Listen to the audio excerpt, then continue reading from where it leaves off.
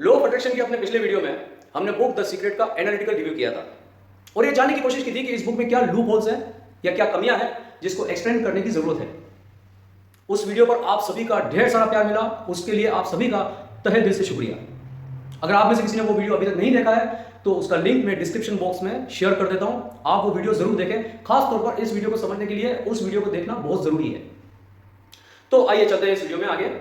Law of attraction के पिछले video में जैसा कि हमने बात की थी कि पूरा का पूरा लॉ ऑफ अट्रैक्शन जो है वो मैनिफेस्टेशन प्रोसेस में के आसपास चलता है। तो मैनिफेस्टेशन प्रोसेस के अंदर 3 कीवर्ड्स है जिसके ऊपर पूरा फोकस किया गया है। नंबर 1 आस्क, नंबर 2 बिलीव और नंबर 3 रिसीव। और उस वीडियो में हमने इस बात पे डिस्कस किया था कि लॉ ऑफ अट्रैक्शन ये कहता है कि आप किसी चीज के बारे में कंसिस्टेंटली सोचते हैं और मैनिफेस्टेशन अच्छे ढंग से करते हैं, और आप लॉ ऑफ अट्रैक्शन की टेक्निक्स जैसे विजुअलाइजेशन है, अफर्मेशंस हैं या राइटिंग बोर्ड्स हैं या पोस्टर्स वगैरह हैं, इसका अगर आप यूज करते हैं तो आप मैनिफेस्टेशन करके ही अपने गोल को अचीव कर सकते हैं। जो आप चाहते हैं वो या तो बन जाते हैं और या फिर यूनिवर्स आपको वो चीज प्रोवाइड कर देता है जो आप चाहते हैं। तो पिछले वीडियो में भी हमने इस बात के ऊपर जो है वो फोकस किया था, जोर दिया था इस बात के ऊपर कि लॉ ऑफ अट्रैक्शन का जो बेसिक कॉन्सेप्ट है वो एक्शन के ऊपर बात नहीं करता। मतलब ये है कि लॉ ऑफ अट्रैक्शन ये कहता है कि आप सोचिए, मैनिफेस्ट करिए और वो चीज आपको मिल जाएगी, मगर कैसे ये कहीं पर भी एक्सप्लेन नहीं किया गया।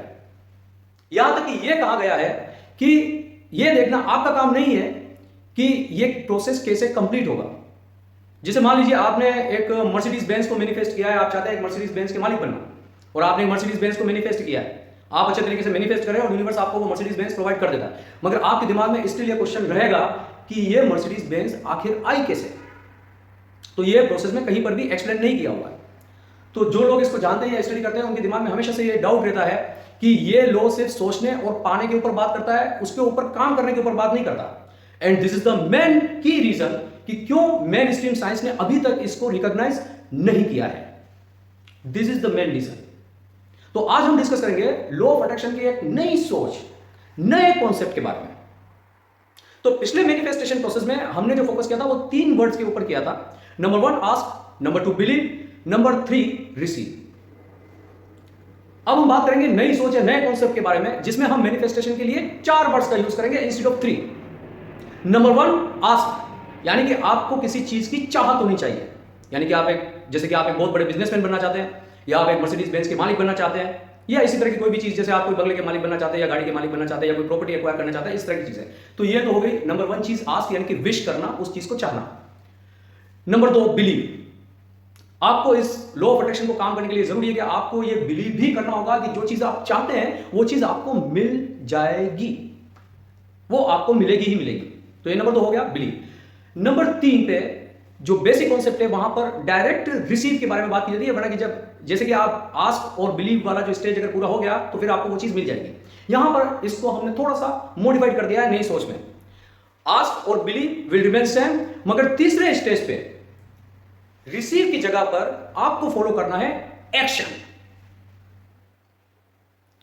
एक्शन यानी कि आप जो विश करते हैं, आप जो बनना चाहते हैं, आप जो चाहते हैं उसके ऊपर रियल में एक्ट करना, उस पर काम करना, उसके लिए प्लानिंग करना, उसको प्लानिंग को एग्जीक्यूट करना, और तब जाके नंबर आएगा 4 का रिसीव। जब आप ऊपर के 3 स्टेज पूरे कर लोगे, यानी कि आस्क, बिलीव और एक्ट, ये पूरे कर लोगे तो आपको वो चीज यूनिवर्स प्रोवाइड कर देगा। तो क्या रीजन है कि हमने यहां पर वर्ड एक्शन को जोड़ा हुआ है कि पिछले वीडियो में जैसा कि हमने कहा था और अभी भी मैंने उसको रिवाइज किया है कि बेसिक कॉन्सेप्ट के अंदर में एक्शंस के ऊपर प्रॉपर्ली फोकस नहीं किया हुआ, इससे लोगों का इस पे रिलायंस जो है वो प्रॉपर्ली बन नहीं पा रहा, एडिक्वेटली बन नहीं पा रहा है। हर किसी के दिमाग में जब ये लॉ पढ़ते हैं तो एक ही सवाल आता है कि आखिर ये होगा कैसे। मगर जब आप उसमें एक्शन को इंक्लूड कर लेते हैं तो आपकी रिलायबिलिटी उसमें बढ़ जाती है। जाहिर सी बात है, आप किसी चीज के ऊपर अगर काम कर रहे हैं तो कुछ ना कुछ रिजल्ट तो आना ही है। अच्छा, इसको हम समझने के लिए एक्शन की क्या इंपॉर्टेंस है यहां पर, उसको समझने के लिए हम 2 इंस्टेंसेस को एनालाइज करेंगे। 2 इंस्टेंसेस, और मेरे ख्याल से वो मोर देन इनफ है द वर्ड एक्शन की इंपॉर्टेंस को समझने के लिए। पहला इंस्टेंस हम लेते हैं, जैसे कि आप एक बोर्ड एग्जाम में अपियर होने वाले हैं, आपने बुक्स वगैरह खरीद ली, पूरे साल आपने बहुत अच्छे ढंग से मैनिफेस्टेशन किया, लॉ ऑफ अट्रैक्शन को फॉलो किया, आपने विजुअलाइजेशन किया, आपने अफर्मेशन किया, आपने राइटिंग बोर्ड्स का यूज किया, आपने पोस्टर्स के यूज किए, और सबके यूज आपने बहुत ही अच्छी तरीके से, जिस तरीके से डिफाइन किया हुआ उस तरीके से आपने किया। मतलब आपने आस्क भी किया, बिलीव भी किया और इसी में भी यकीन रखा। मगर आपने एक काम नहीं किया, आपने पूरे साल बुक्स को टच भी नहीं किया। अब आप अपने दिमाग पर थोड़ा सा जोर देके सोचिए, थोड़ा सा जोर देके सोचिए कि despite of following all the manifestation process adequately and properly, अगर आपने बुक्स को पूरे साल टच भी नहीं किया और सिर्फ इस बात पे यकीन रखा कि मैंने मैनिफेस्टेशन बहुत अच्छी तरीके से किया और मैं पास हो जाऊंगा, क्या आप पास हो सकते हैं? सोचिए, क्या ये पॉसिबल है? नहीं ना। अब हम बात करते हैं दूसरे इंस्टेंस के ऊपर। इसको समझाने के लिए मैं एक स्टिक का यूज करता हूं। ये मेरे हाथ में एक लकड़ी की स्टिक है, सिंपल सी स्टिक है, कुछ भी नहीं है इसके अंदर, लकड़ी की छोटी सी स्टिक है, ठीक है। मैं चाहता हूं कि ये स्टिक दो टुकड़ों में बढ़ जाए, यानी कि ये टूट जाए, और इसके लिए मैं पूरे साल अच्छी तरीके से मैनिफेस्टेशन करता हूं, यानी कि मैं ये विश करता हूं कि ये लकड़ी टूट जाए और दो टुकड़ों में बढ़ जाए। दूसरा, मैं इस बात में बिलीव करता हूं कि लकड़ी टूटेगी ही टूटेगी। और तीसरा, फिर ये लकड़ी यूनिवर्स मेरे लिए तोड़ देगा और मुझे एक की जगह दो पार्ट में दे देगा। यही है basic concept law of attraction का। अब मैं फिर से आपसे रिक्वेस्ट करता हूं कि अपने दिमाग पे थोड़ा सा जोर दीजिए।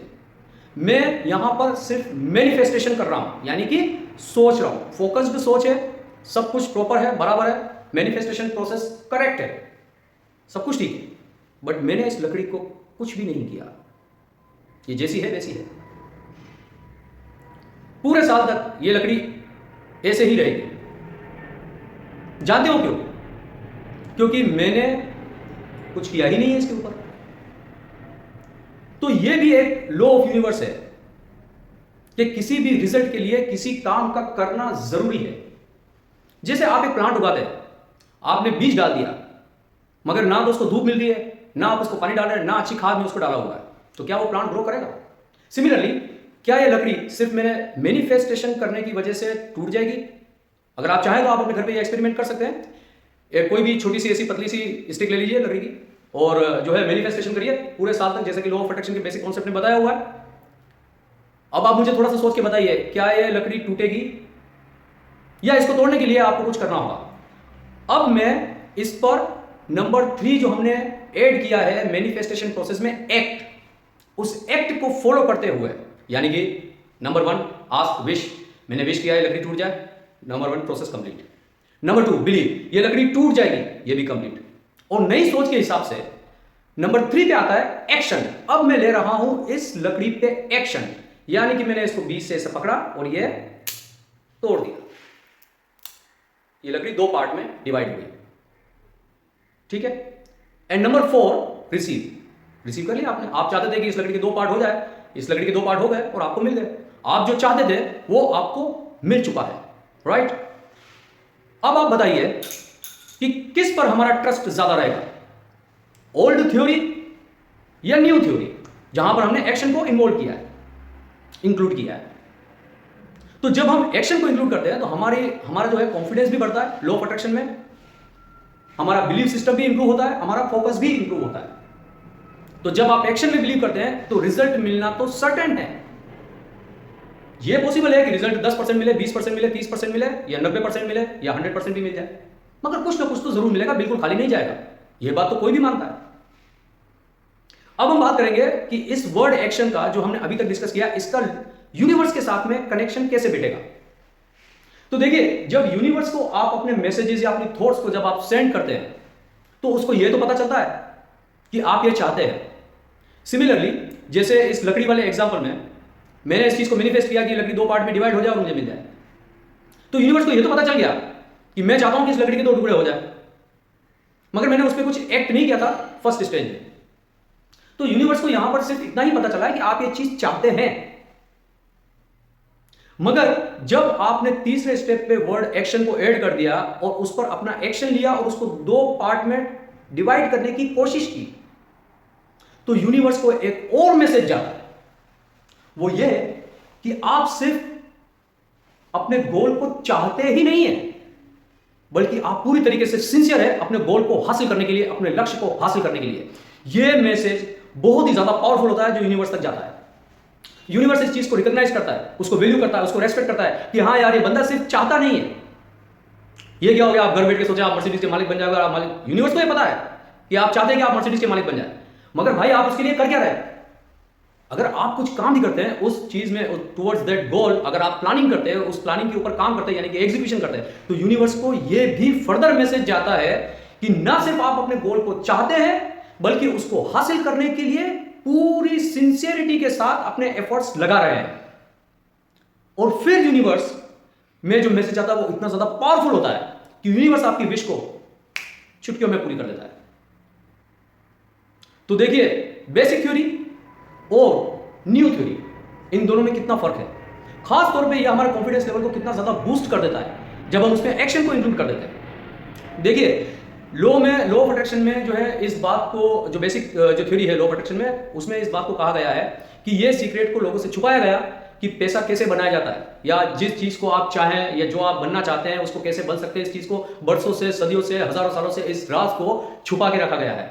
जो बड़े बड़े लोग होते हैं, सक्सेसफुल लोग होते हैं, इंडस्ट्रियलिस्ट होते हैं, एंटरप्रेन्योर्स होते हैं, बिजनेसमैन होते हैं, डॉक्टर्स होते हैं, इंजीनियर्स होते हैं, चार्टर्ड अकाउंटेंट्स होते हैं, वो सब इस लॉ को जानते हैं और आप इस लॉ को नहीं जानते। यही चीज कही गई है। मगर यहां पर मेरा सवाल यह है कि सपोज किसी आदमी ने या किसी पर्सन ने मैनिफेस्टेशन किया और वो चार्टर्ड अकाउंटेंट बन गया, तो क्या आप इस बात में बिलीव कर सकते हैं कि उसने पूरे साल कुछ स्टडी नहीं की होगी या कुछ पढ़ाई नहीं की होगी?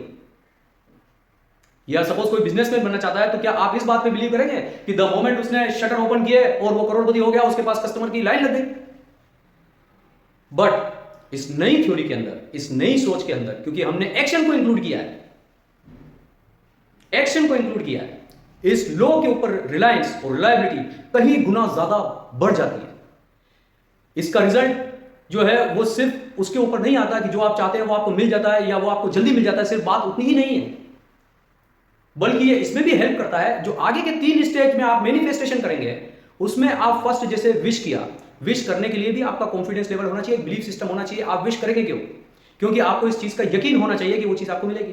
फिर दूसरे में आपका बिलीव करना, यानी कि कोर बिलीव का पॉइंट है।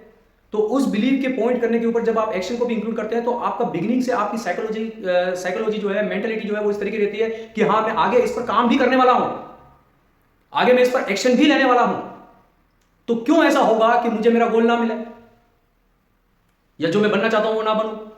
डेफिनेटली होगा, क्योंकि मैं सिर्फ मांग नहीं रहा हूं ना, मैं सिर्फ मांग नहीं रहा हूं, मैं सिर्फ घर पे बैठ के और ऐसे मांग नहीं रहा हूं कि यार मुझे चाहिए, मुझे चाहिए, मुझे चाहिए। मैं तो उस पर काम भी कर रहा हूं और पूरी सिंसियरिटी के साथ काम कर रहा हूं। मैं मांग भी रहा हूं, मैं बिलीव भी कर रहा हूं, मैं उस पर काम भी कर रहा हूं। तो जाहिर सी बात है, 4th स्टेज में मुझे वो चीज मिलेगी भी, या मैं वो बन जाऊंगा जो मैं चाहता हूं। तो दोस्तों, यकीन करता हूं कि इस वीडियो से आपको एक्शन जो वर्ड है उसकी इंपॉर्टेंस समझ में आई होगी, लाइफ में एक्शन की क्या इंपॉर्टेंस है। अगर आपने चैनल को अभी तक सब्सक्राइब नहीं किया है तो प्लीज सब्सक्राइब कर लीजिए, इस वीडियो को लाइक कीजिए और ज्यादा से ज्यादा लोगों को शेयर कीजिए, ताकि सिर्फ लॉ ऑफ अट्रैक्शन के कॉन्सेप्ट में ही नहीं, प्रैक्टिकल लाइफ के दूसरे एस्पेक्ट में भी आदमी एक्शन की इंपॉर्टेंस को समझे।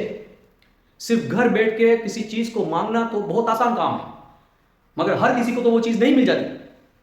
10 आदमी डॉक्टर बनना चाहते हैं, मगर 10 में से कोई एक ही बन पाता है। 100 आदमी चार्टर्ड अकाउंटेंट बनना चाहते हैं, मगर 100 के 100 चार्टर्ड अकाउंटेंट नहीं बनते। उसमें से मुश्किल एक आदमी चार्टर्ड अकाउंटेंट बन सकता है। तो क्या फर्क है उस 99 में और उस एक में? अगर आप इसको एनालाइज करने जाएंगे तो आपको इस सीक्रेट का पता चल जाएगा कि 99 ने सिर्फ चाहत रखी थी, उस एक ने अपने सिंसियर एफर्ट्स भी लगाए थे। तो उम्मीद करता हूं वीडियो पसंद आया होगा, बहुत इंटरेस्टिंग लगा होगा। चैनल पे बने रहने के लिए बहुत बहुत शुक्रिया। मिलते हैं फिर से एक धमाकेदार नेक्स्ट वीडियो में, तब तक के लिए goodbye for now and take good care of yourself.